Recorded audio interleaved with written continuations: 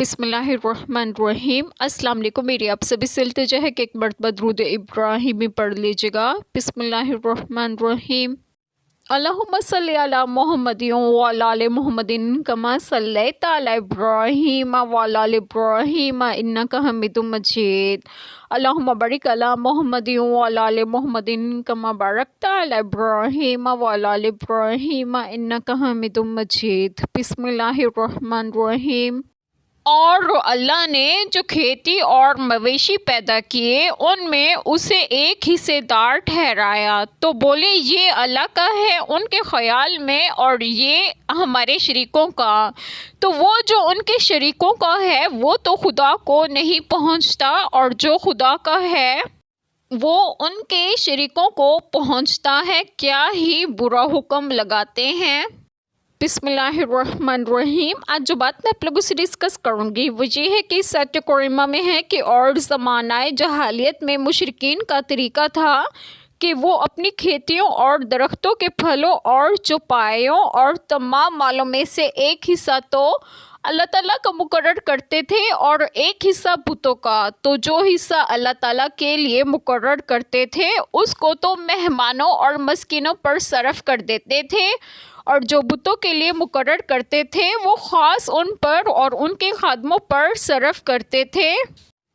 جو حصہ اللہ تعالیٰ کے لیے مقرر کرتے، اگر اس میں سے کچھ بتوں والے حصے میں مل جاتا تو اسے چھوڑ دیتے، اور اگر بتوں والے حصے میں سے کچھ اس میں ملتا تو اس کو نکال کر پھر بتوں ہی کے حصے میں شامل کر دیتے۔ اس آیت کریمہ میں ان کی جاہلیت اور بدعقلی کا ذکر فرما کر ان پر تنبیہ فرمائی گئی۔ اللہ تعالیٰ نے جو کھیتی اور مویشی پیدا کیے ان میں اسے ایک حصے دار ٹھہرایا، تو بولے یہ اللہ تعالیٰ کا ہے ان کے خیال میں اور یہ ہمارے شریکوں کا یعنی بتوں کا، تو وہ جو ان کے شریکوں کا ہے وہ تو خدا کو نہیں پہنچتا، اور جو خدا کا ہے وہ ان کے شریکوں کو پہنچتا ہے۔ کیا ہی برا حکم لگاتے ہیں اور انتہا درجے کے جہل میں گرفتار ہیں۔ خالق منعم کے عزت و جلال کی انہیں ذرا بھی معرفت نہیں، اور فساد عقل اس حد تک پہنچ گیا کہ انہوں نے بے جان بتوں، پتھر کی تصویروں کو کارساز عالم کے برابر کر دیا، اور جیسا اس کے لیے حصہ مقرر کیا ایسا ہی بتوں کے لیے بھی کیا۔ بے شک یہ بہت ہی برا فعل اور انتہا کا جہل اور عظیم خطا و ضلال گمراہی ہے۔ اس کے بعد ان کے جہل اور ضلالت کی ایک اور حالت ذکر فرمائی جاتی ہے۔ قیامت اور جزا و سزا کے متعلق ان کے خیالات کی تردید کے بعد یہاں سے ان کی دوسری اعتقادی اور عملی حماقتوں اور جہالتوں کا بیان ہو رہا ہے جو مدت سے چلی رہی تھیں۔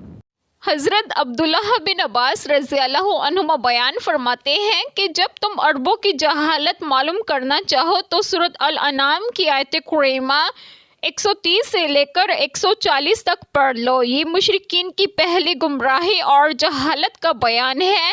یہ اسی طرح ہے جیسے آج کل بعض مسلمان اللہ تعالیٰ کا فرض زکوٰۃ اور عشر نہیں نکالتے، مگر اپنے فوت شدہ داتاؤں اور غریب نوازوں کی نیاز میں کبھی ناغہ نہیں آنے دیتے، اور عقیدہ یہ رکھتے ہیں کہ اگر اس میں کمی ہو گئی تو جانوروں کے تھنوں میں دودھ کے بجائے خون آئے گا۔ نام اس کا ایصال ثواب رکھتے ہیں، مگر ایصال ثواب تو اللہ تعالیٰ کے نام پر صدقہ کرنے میں ہوتا ہے، نہ کہ ان کی قبروں پر چڑھاوے چڑھا کر۔ اگر اللہ تعالیٰ ہی کو خوش کرنا ہو تو پہلے عشر اور زکوٰۃ نکالیں۔ اللہ تعالیٰ کے علاوہ کسی دوسرے کی نظر قطعاً حرام ہے، جیسے کہ ارشاد فرمایا ترجمہ، اس نے تو تم پر صرف مردار اور خون اور خنزیر کا گوشت اور ہر وہ چیز حرام کی ہے جس پر غیر اللہ کا نام پکارا جائے۔